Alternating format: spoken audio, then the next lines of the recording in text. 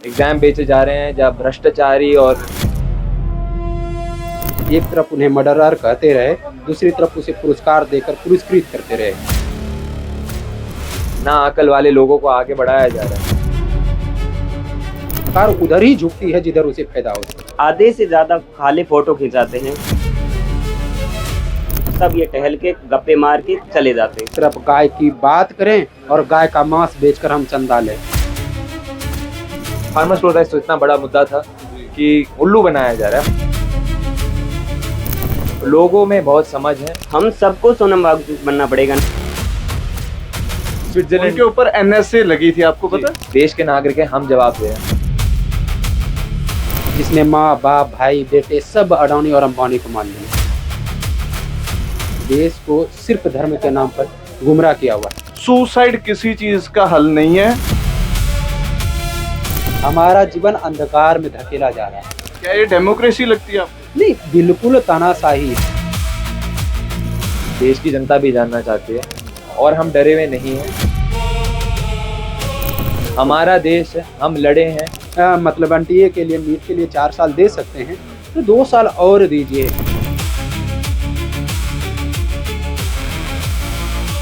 हमारे नाना थे पंजाबी, तो हमको उनके गुस्से में पंजाबी बोलते थे, बस प्यार में भी पंजाबी बोलते थे। आप कहाँ से हो? हम हैं दिल्ली से। ओके, आपका क्या नाम है? जोरावर सिंह भाटी।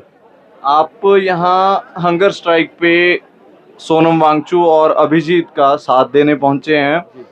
कैसे सहयोग दे रहे हैं इस प्रोटेस्ट में? तो शुरुआत में मैं तो बस देखने आया था कि देश में हो क्या रहा है। हम यूनिवर्सिटी में थे विदेश में, 1 साल हो गया। और विदेश में कहाँ? विदेश में यूनिवर्सिटी ऑफ एडिनबरा स्कॉटलैंड में। बहुत साल से देखने को आ रहा है कि जब आपने सीए देखा, आपने फार्मर्स प्रोटेस्ट देखा, आपने देखा कि लोगों के मुद्दे हैं और जस्ट मुद्दे कि ह्यूमन मुद्दे हैं, ह्यूमेन मुद्दे। वो बस चाहते हैं कि ऐसा सिस्टम हो जहाँ हर बंदा आगे पहुँच सके। ऐसा सिस्टम ना जहाँ करप्शन चल रहा है, जहाँ लोगों को दबाया जा रहा है, जहाँ एग्ज़ाम बेचे जा रहे हैं, जहाँ भ्रष्टाचारी और ना अकल वाले लोगों को आगे बढ़ाया जा रहा है। आप एथेनॉल देखे गाड़ियों में, आप जो फार्मर्स प्रोटेस्ट तो इतना बड़ा मुद्दा था कि उल्लू बनाया जा रहा है। हमको लगता है कि देश की जनता की अकल नहीं है क्या, कि वो नहीं समझ पाएंगे कि आप उनसे पैसा छीन रहे हैं, आप उनके हक के पैसे, हक की कमाई पर कब्जा करना चाह रहे हैं। लोगों में बहुत समझ है, लोगों में अब अफसोस की बात है, लोगों में डर भी है। हम उस डर को हटाने आए हैं। डर किस चीज का? डर इसका है कि वही जो सिस्टम दबाव से चल रहा है उस पर।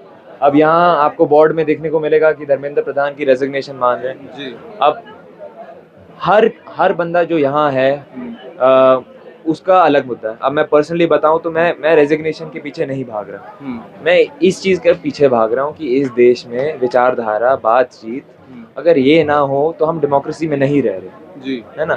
आप अगर इतिहास पढ़ें या इतिहास जानें तो आपको पता है कि अंग्रेज़ों से जो लड़ाई जीती गई थी वो अकेले किसी ने नहीं जीती। वो तभी जीत पाए जब हर कौम के लोग साथ आए और उनने बोला कि देखो हम ये चीज़ नहीं मानेंगे। एकजुटता थी तो जीते। बिल्कुल। और अंत में आपको यहाँ जहाँ हमारी लाइब्रेरी देख रहे थे, आपको आचार्य प्रशांत जी की भी किताबें दिखेंगी। वो अद्वैत वेदांता, उसके बारे में बात करते हैं, जो है वही बात होगी एक ओमकार की बात, कि हम सब एक हैं, एक ज़मीन से, एक मिट्टी के तले हुए हैं। और अगर यहाँ पे सरकार खड़ी होती तो क्या आप फिर भी ये बात बोल देते? तो वो आपको क्या कहते? सर हम नहीं जानते सरकार तो के आपका धर्म पूछते पहले कि आप कौन से धर्म से? शायद हमारा नाम जोरावर सिंह भाटी है, जो सिख लोग भी, गुरु गोविंद सिंह जी के बेटे का नाम जोरावर था। हमारे काफ़ी मशहूर राजस्थान से हम राजपूत भी हैं, तो मशहूर राजस्थान से फ्रीडम फाइटर हैं जोरावर नाम से, और काफ़ी पारसी नाम भी रखते हैं जोरावर। तो हमको बहुत क्या बोलते हैं, प्राइड, हम बहुत खुश हैं, हैप्पी है कि हमको ऐसा नाम दिया है जोरावर सिंह भाटी, जो हर कौम के लोग मान पाए। अगर उसमें माइकल डाल देते तो शायद क्रिश्चियन लोग भी मान पाते। हम उस पर काम करेंगे बिल्कुल। ये आपने मोदी की डेफिनेशन क्या लिख रखी है? तो ये फिलहाल मेरा पर्सनल पोस्टर नहीं है, मगर आपको देखने को मिलेगा murder of democracy in India. जिस देश में आप प्रेस कॉन्फ्रेंस नहीं ले रहे, जिस देश में हमको पता चल रहा है कि देश के भी और विदेश के भी वैज्ञानिक हमको बता रहे हैं कि एथेनॉल ब्लेंडिंग से गाड़ियाँ खराब हो रही हैं, उसी देश में हमको झूठ बोला जा रहा है, उल्लू बनाया जा रहा है कि नहीं भैया तुम गलत मुद्दा उठा रहे हो। हम उल्लू नहीं हैं और हम डरे हुए नहीं हैं, हमको बात करनी है बस। हमारा देश है, हम लड़े हैं, हमारे माता पिता लड़े हैं, हमारे पूर्वज लड़े हैं, हम यहाँ भगत सिंह के लिए यहाँ पे मासूम मरे हैं। मासूम मरे हैं। क्यों सोनम वांगचुक जी, जिनने हमारी सेना की इतनी सहायता करी, who has helped, अंग्रेजी में बात कर सकते हैं? जी जी बिल्कुल। Who has helped build essential infrastructure for army personnel in places like Leh and Ladakh, जिनको स्विट्जरलैंड के ऊपर NSA लगी थी, आपको पता है? जी जी बिल्कुल। और ये भी आतंकवाद के आतंकवाद बुलाया गया था, चाइना ऐसे कुछ बुलाया गया था। उन्होंने बात क्या करी? उन्होंने बोला देखो हम जानते हैं कि चाइना इंडिया का जमीन छीन जा रही है, आपको जवाब नहीं देना तो हम देश के नागरिक हैं, हम जवाब दे रहे हैं। अब आप उसी बंदे को बोल रहे हो कि तुम चाइना से हो, क्यों? या तो एक लेवल पे ये वही गलीच रेसिज्म हो गई जो हमको देखने को मिलता है, जहाँ नॉर्थ ईस्टर्न के लोगों को हटाया जा रहा है ये सेक्रेटेरियन लोगों से। यहाँ फिर एक दूसरा पहलू भी था कि उनको फिर नोबेल प्राइज क्यों दिया गया? अब हम नॉर्थ ईस्टर्न के भी और नॉर्थ ऑफ इंडिया के भी दोनों के बारे में बात कर रहे हैं कि हम कॉन्टेक्स्ट रखें। आपका प्रश्न था, सॉरी? मैं ये पूछ रहा हूँ कि एक तरफ NSA लगाई जी, दूसरी तरफ उनको पहले फिर नोबेल प्राइज ही क्यों दिया गया? जी तो नोबेल एशिया का नोबेल, हाँ जी बिल्कुल। ये सवाल है, इसके लिए बातचीत जरूरी है। तो पहले बातचीत करते हैं, पहले सवाल उठाते हैं, फिर आगे बढ़ेंगे। आपने बहुत इम्पोर्टेंट क्वेश्चन उठाया है और देश की जनता भी जानना चाहती है कि जो देश के वैज्ञानिक हैं जिनको देश और विदेश में सेलिब्रेट किया जा रहा है, उनको क्यों देश में दबाया जा रहा है। Thank you so much. बहुत बहुत। आप क्या कहने वाले थे? मैं बोल रहा था कि सोनम वांगचुक सर को नोबेल नहीं, नोबेल के कंपेयर उसकी तुलना की जाती है रेमन मैग्सेसे अवार्ड को, जो कि एशिया में बोला जाता है कि वो एशिया का एक नोबेल है। हाँ, जो उन्हें एशिया का नोबेल प्राइज। हाँ, और मुझे लगता है कि वो डिजर्व भी करते हैं, जिसने ना जाने कितने लोगों की मारा। हम तो यही कहेंगे कि जिस लोगों ने गोली चलाई थी राम मंदिर के समय, हाँ, जिस अधिकारी ने क्या कहते हैं कि उसको परमिशन दिया था गोली चलाने की, वो आज कैबिनेट में बैठे हैं। जिस मुख्यमंत्री पर उन्होंने कहा कि इसने गोली चलवाई, वो उसको इन्होंने पद्म विभूषण दिया, जो कि इंडिया का सेकंड लार्जेस्ट, हाँ, वैल्यूएबल जो है क्या कहते हैं कि तुलनात्मक रूप से सेकंड लार्जेस्ट सिविल अवार्ड होता है, उन्हें दिया गया। तो इससे स्वाभाविक बात पता चलता है कि इसमें निश्चित रूप से कि मोदी गवर्नमेंट ने या मोदी सरकार ने जो भी किया, जब मोदी जी ने, हाँ, बिल्कुल उन लोगों को संरक्षण दी। अगर वो एक तरफ उन्हें मर्डरर कहते रहे, दूसरी तरफ उसे पुरस्कार देकर पुरस्कृत करते रहे, जिस प्रकार हमारे देश में आज़ादी के पहले, आई थिंक मैं नाम भूल रहा हूँ, जिस तरफ फायदा दिखता है क्या सरकार उधर झुक जाती है? नहीं, मैं ये नहीं कह रहा हूँ कि जिस तरफ फायदा दिखता है सरकार उधर झुक जाती है। मैं तो ये बोलना चाहूँगा सरकार उधर ही झुकती है जिधर उसे फायदा होते हैं। ये चीज़ें हैं उनके तुलना में, और ये सेम बात हुई। मैं इसलिए इस बात को कोट करना चाह रहा था कि जिस प्रकार उसे पद्म विभूषण दिया गया, हाँ ठीक है, और जिस प्रकार से जिस अधिकारी ने गोली चलाई उसे कैबिनेट में जाके कहते सेक्रेटरी का पद दिया गया, सेम प्रकार हमारे अंग्रेजों ने भी उसी तरह किया था। विंस्टन चर्चिल थे जिन्होंने द्वितीय विश्व युद्ध के समय बंगाल से सारे फूड को इकट्ठा करके युद्ध में भेज दिए, जिसके वजह से फूड स्कार्सिटी के चक्कर में 30 लाख से ज़्यादा लोग भूखे बंगाल में मरे थे। और उसके नाम पर, विंस्टन चर्चिल के नाम पर, आज भी ब्रिटेन में सर्वोच्च सम्मान दिया जाता है। वही चीज़ तो गवर्नमेंट। लेकिन हमारी सरकार क्या कर रही है उनके लिए? हमारी सरकार सिर्फ बैठी है कि हमें किसी प्रकार से सिर्फ चंदा मिले, चाहे हम एक तरफ गाय की बात करें और गाय का मांस बेचकर हम चंदा लें, ठीक है। इसकी सिर्फ एक एजेंडा है, यह ना हिंदुत्व की है, ना क्रिश्चियन की है, ना ईसाई की है, ना मुस्लिम की है। मुस्लिम की तो कतई नहीं है, ठीक है। तो ये किसी की नहीं है, ये सिर्फ खुद के हैं, ठीक है। ये इसने बोला पहले कि हम निपुत्र है, निपुत्र उसे बोला जाता है जिसके कोई क्या कहते हैं मतलब उसके आने वाले कोई पूर्वज नहीं है। लेकिन इन्होंने जिस प्रकार अडानी को, अंबानी को अपनाया, जिसने माँ बाप भाई बेटे सब अडानी और अंबानी को मान लिए। जी हाँ, जिस प्रकार इन्होंने हमारे देश की अर्थव्यवस्था को इतने बेड़े गर्क कर दिए, कहने की बात नहीं। मुझे तो लगता है कि जिस प्रकार से इन्होंने नीट के पेपर लीक किए, ये मुझे लगता है कि रुपया के चक्कर में इन्होंने नीट के पेपर बेच दिए। मुझे लगता है कि देश की जो आंतरिक सुरक्षा की जिम्मेवारी है या आंतरिक सुरक्षा के लिए जो इम्पोर्टेंट डॉक्यूमेंट्स है, इसे अगर डॉलर मिले, इसे स्विस फ्रैंक मिले, इसे आप मान लीजिए दिनार मिले, तो ये हमारे देश की नेशनल सिक्योरिटी को भी बेच देंगे। जो रुपया के लिए नीट के पेपर बेच सकते हैं, वो डॉलर के लिए, स्विस फ्रैंक के लिए, युआन के लिए अपने देश की सुरक्षा की डॉक्यूमेंट्स को इजीली बेच सकते हैं। इसमें कोई खौफ नहीं है, इसमें कोई डर नहीं है, और ये देश को सिर्फ धर्म के नाम पर गुमराह किया हुआ।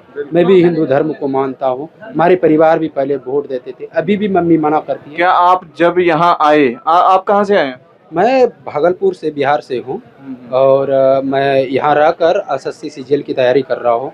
मैं 20 को आया था, फिर आज लेकिन मैं आपको आपके जरिए उन बच्चों को भी कहना चाहता हूँ जो अपने पेपर की तैयारी करते हैं, चाहे एक पेपर लीक हो जाए दुख लगता है ना, लेकिन सुसाइड किसी चीज़ का हल नहीं है। तो ये स्टेप मत उठाया करो, क्योंकि आप चले जाते हो, आपका पीछे रह जाता है परिवार, आपको आपकी कमी कभी पूरी नहीं होगी। ये चीज़ सभी को समझनी चाहिए। बिल्कुल। मेरे छोटे भाई हैं जो नीट का पेपर देते हैं। नीट का पेपर उन्होंने इस बार फिर क्विट किया, इस वजह से कि इतने बच्चे की कंपटीशन भरी पड़ी हैं। वो ऐसा नहीं है कि मतलब अभी नए नए फील्ड में है, वो स्कूल के टॉपर रहे। बिहार बोर्ड में उन्होंने 456 मार्क्स 92% लाकर 600 बच्चों में उन्होंने टॉप किया। उन्हें मैंने कोटा भेजा। अब भले ही पापा हमारे रेहड़ी पटरी चलाते हैं, सब्जी बेचते हैं, उससे उनकी क्या कहते हैं कि शिक्षा के लिए मैंने उसे जहाँ तक उचित हो सका एलन में पढ़ाया, लेकिन वो भी भाई एग्ज़ाम से पहले पूरी तरह से हताश पड़े हैं। मैं खुद सीजीएल देता हूँ। पिछले साल खुद ही हमारे बिहार में ही, बिहार की बात है, 20 स्टूडेंट 60 शिफ्ट में पेपर हुए, 20 स्टूडेंट 60 शिफ्ट में वो 20 स्टूडेंट बैठे हैं। हर स्टूडेंट के लिए आप हिसाब लगाइए, 20 स्टूडेंट 60 शिफ्ट में बैठ रहे हैं, 6 दूनी 12, 1200 स्टूडेंट का उन्होंने पेपर दिया, और एक स्टूडेंट से 20 लाख रुपए लिए गए। और अगर आप पेपर लीक करते हैं तो आपको जुर्माना कितना है? 1 करोड़ रुपए। वो तो 5 बच्चे से उन्होंने वसूल कर लिए, उन्होंने 1200 बच्चे बैठा रखे हैं। तो ये तो एक तरह से धंधा ही चल रहा है ना। हमारा जीवन अंधकार में धकेला जा रहा है। हमें इस प्रकार से भेड़ बकरियों के चाल में, अभी सीजीएल का पेपर है, 12 12.5 हज़ार पोस्ट है इस बार, जो अभी जुलाई में ही होनी थी, और अभी डेट सितंबर में चला गया है। आई थिंक 25 के बाद होने हैं। इस वजह से हमारे दोस्त वगैरह नहीं आ रहे हैं, क्योंकि उसे डर है कि अगर यहाँ आएंगे, क्योंकि 30 लाख फॉर्म गिरे हैं, इससे हिसाब सीधा लगता है कि 225 बच्चे पर एक बच्चे की है, उसमें 5000 सीटें बिक जाती है। हमें ये लेके चलना पड़ता है कि हम 500 स्टूडेंट में लड़ना है, हमें उसे कम्पीट करना है। उसके दिन रात एक कर देते हैं। घर के परिवार लोन ले लेकर थक जाते हैं। एक समय ऐसा आता है कि कम से कम मैं मर जाऊंगा तो लोन तो कम से कम चुकेगी, ऐसी स्थिति आ जाती है। स्टूडेंट क्या करे, ना उसके पास नौकरी है, वो लोन नहीं चुका सकता। परिवार की स्थिति डैमेज हो गई है, पापा की कमर टूट गए हैं, वो लोन नहीं चुका सकता। दिन पर दिन उसके सूद बढ़ते जा रहे हैं। लोन से जाके लोन के लिए, ओआई के लिए बैंक से लोग आते ही हैं। अगर आप प्राइवेट से लिए तो ब्रोकर तो आपको छोड़ेगा ही नहीं। तो स्टूडेंट के पास एक लास्ट चारा बचता है कि अब तो मेरा कुछ नहीं होना, कम से कम मेरा परिवार बचा रहे, इसलिए ऐसे कदम उठाते हैं। मैं बिल्कुल इस चीज़ के पूरी तरह से खिलाफ हूँ कि सीजीएल और जो ऊपर के स्टूडेंट होते हैं थोड़े से मैच्योर होते हैं, उम्र थोड़ी सी ज़्यादा होती है। सीजीएल जो नीट के बच्चे होते हैं 18 साल 20 साल की, अभी उन्होंने देश के बारे में सोचना चालू किया होता है, और जब देश के सामने उसे दिखता है कि देश इस तरह से फैल कर रहा है, उसे आगे कोई भविष्य नहीं दिखने लगता है, तो उसने अपने आप को ख़त्म करना ही बेहतर समझता है। लेकिन मुझे लगता है कि ये अल्टीमेट ट्रूथ नहीं है, और नहीं ऐसा होना चाहिए। हाँ, आप लड़िए जब तक सांसें हैं। अगर आप सीजीएल के लिए मतलब एनटीए के लिए, नीट के लिए 4 साल दे सकते हैं, तो 2 साल और दीजिए। खुद को ऑनर्स कीजिए, अदर फील्ड एक्सप्लोर कीजिए। नहीं कुछ होता है तो गांव में अपने जिस नॉलेज को आपने एक्वायर किया है, फिजिक्स पढ़ी है, बायो पढ़ी है, आप प्लांटेशन के बारे में जानते हैं, आपके पास 10 कट्ठे ही ज़मीन हो, उसको आप साइंटिफिक तरीके से उसमें हनी की खेती वगैरह वगैरह कीजिए। हाँ, इस प्रकार से सुसाइड करना किसी चीज़ के लिए मैं बिल्कुल मानता हूँ कि एक परिवार पूरी तरह से तबाह हो जाता है। और हमने कईयों को देखे हैं, हमारे 2 दोस्त हैं, उनकी रीढ़ की हड्डियाँ बैठते-बैठते टूट गई हैं। इतनी हो गई हैं, अभी तो एक की हो गई, रिज़ल्ट आ गई उसकी, क्या कहते हैं, रेलवे में। और उन्होंने अभी सोच रखा था कि मैं किसी तरह से 12,000 रुपये इकट्ठा करूँ, एमआरआई कराऊँ। लेकिन अभी इसकी आई थिंक हम लोग अभी पार्टी किए थे आई थिंक 9 जुलाई को। उस दिन उनके 7 महीने बाद रिज़ल्ट आया, जो कि ये हम लोग मान के चले थे कि फरवरी के आसपास रिज़ल्ट आएगा। जुलाई में रिज़ल्ट दिए। इस 5 माह उन्होंने खुद से रैपिडो करके अपना जीवन यापन किया कि नहीं। अंत में लोगों को क्या कहना चाहोगे कि 20 तारीख को जो कॉल दी गई है उसके बारे में? मुझे लगता है कि 20 तारीख को हर युवा जुड़ेंगे, और जो नहीं जुड़ पा रहे हैं शायद वो पेपर से डर रहे हैं, परिवार से डर रहे हैं कि नहीं अभी हम जाएंगे। और सबसे बड़ी रीज़न है कि हमारे देश में कि किसी पर एफआईआर होती है तो आपके सिलेक्शन होने के बाद भी आपके डीबी में बहुत सारी प्रॉब्लम होती है डॉक्यूमेंट वेरिफिकेशन में। हाँ, ज़्यादातर चांसेस होते हैं कि आपको निकाल दिया जाए, क्योंकि आपको ऐसा लगता है कि आप दाग धब्बे वाले लोग हो। और वही हम पॉलिटिक्स देखते हैं, जिसे दाग धब्बे होते हैं वो ज़्यादा आगे जाते हैं, जिस पर ज़्यादा केसेस होते हैं, जिस पर एनएसए लगा होता है, जिस पर रेप के केसेस होते हैं। अभी देखिए हमारा बिहार का दुर्भाग्य देखिए, नीतीश कुमार जी पर के नाम पर वोट लिया गया, और जो जिन्होंने 7 मर्डर कर रखे हैं, जिन्होंने रेप कर रखे हैं, उन्होंने 13 करोड़ जनता से पूछा भी नहीं और उन्हें मुख्यमंत्री बना दिया गया। वो हम पर थोप दिए गए।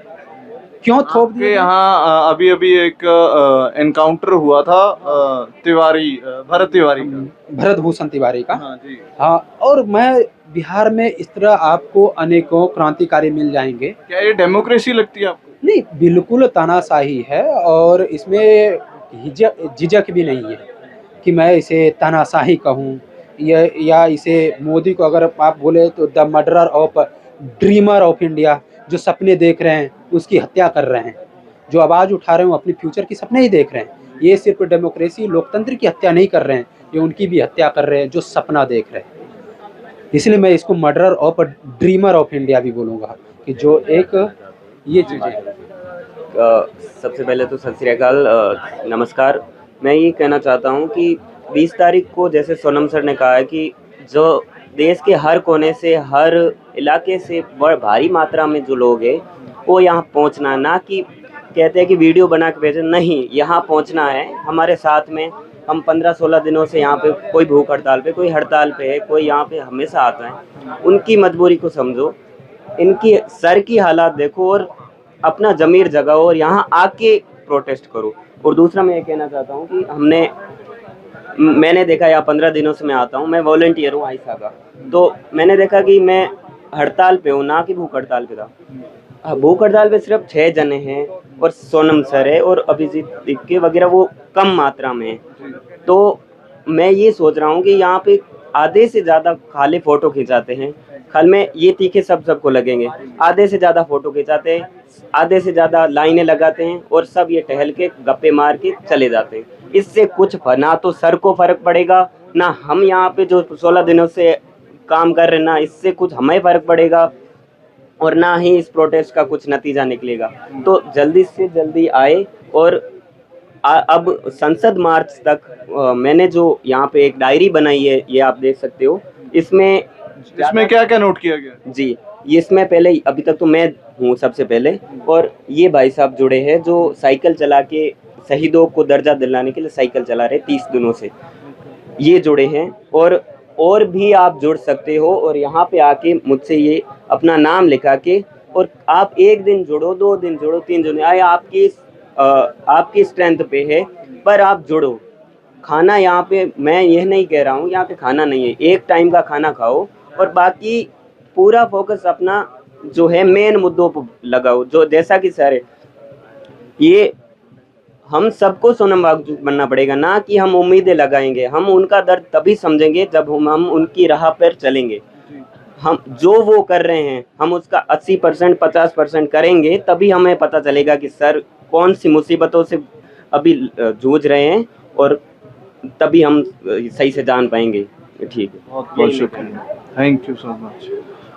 ਤਾਂ ਤੁਸੀਂ ਦੇਖਿਆ ਵੀ ਇੱਥੇ ਲਗਾਤਾਰ ਨੌਜਵਾਨਾਂ ਦੀ ਗਿਣਤੀ ਵੱਧ ਵੀ ਰਹੀ ਹੈ। ਵਿੱਚ ਦੀ ਕਈ ਨੌਜਵਾਨ ਇਹ ਵੀ ਕਹਿੰਦੇ ਨੇ ਵੀ ਇੱਥੇ ਲੋਕੀ ਕਈ ਬਸ ਕੱਲੀਆਂ ਫੋਟੋਆਂ ਕਰਵਾਉਣ ਲਈ ਆਉਂਦੇ ਨੇ ਤੇ ਬਟ ਇੱਥੇ ਇਕੱਲੇ ਹਾਸੇ ਠੱਠੇ ਨਹੀਂ, ਇੱਥੇ ਲਗਾਤਾਰ ਰੌਣਕਾਂ ਵੀ ਲੱਗੀਆਂ ਹੋਈਆਂ ਨੇ। ਤੇ ਦੂਜੇ ਪਾਸੇ ਭੁੱਖ ਹੜਤਾਲ ਤੇ ਵੀ 6 ਲੋਕ ਬੈਠੇ ਆ ਲਗਾਤਾਰ।